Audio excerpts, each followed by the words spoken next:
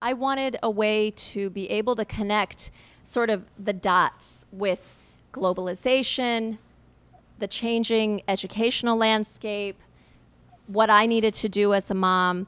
And also, to me, it's almost a character development issue. So this idea of being able to communicate with many different people is part of raising a person that's compassionate, empathetic. Everybody wants this for their child. I think it's really up to the parents to kind of introduce foreign language learning in a really positive, fun way, because it could be a very empowering experience, as we've seen in our classes. Language learning is really a very long, lifelong journey, really, and we're all just a piece of the puzzle here. Little Pim is sort of the earliest piece of the puzzle. We provide foreign language teaching materials for parents to use at home from the age of 6 months, 9 months, 10 months, whenever parents want to get started. Introducing different languages at an early age, it could seem that it's going to be difficult, that the children are going to be confused. But very early, their brain is so adaptable that they're able to gather knowledge in different languages and transfer from one to another fairly easily. So I would definitely say the earlier the introduction, the better. Neuroscientists have been studying this for years, and all of these studies have confirmed that it does not confuse children to learn more than one language at once. It's actually to the contrary. They find that children who are learning 2 languages actually have more gray matter in the brain. It works the executive functions of the brain, which are the frontal lobes, and it's the same part of the brain that works on analytic skills, memory, and multitasking.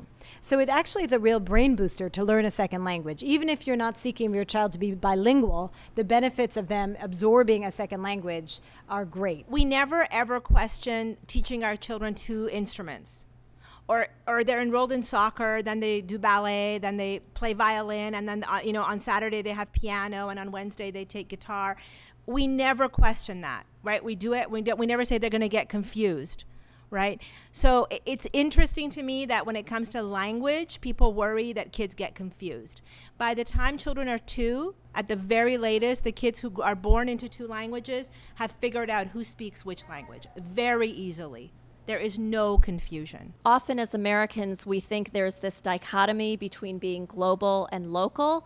And what I try to talk about, and I think when we have these discussions, we learn there's really no conflict, there's no dichotomy. It's sort of being a total human being in this time that we live in. It doesn't happen overnight, and please don't expect that. But I have seen children come in September with not one word of Mandarin, and that by the end of the year, they're not speaking it, so don't expect that. But they are able to comprehend and to understand what's going on.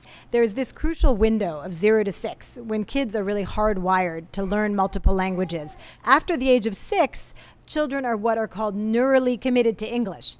And this is one of the reasons that most of us who started learning a second language in middle school or high school had such a hard time with the accents, is that your brain is actually not hardwired after the age of 6 to be fluent in a second language. So that's another great reason to get started early. You have a lot of tools, so you aren't going to be the only voice that your child hears. So whether it's Little Pim DVDs that you watch and listen to and repeat the words together, or great, Sesame Street or younger shows in Spanish, lullabies sung in Spanish, you can do this whole experience, a play group, friends, all of that brings it to life. So you wouldn't be the only one that your child is going to hear. I think that's part of the beauty of all these resources that are all around us.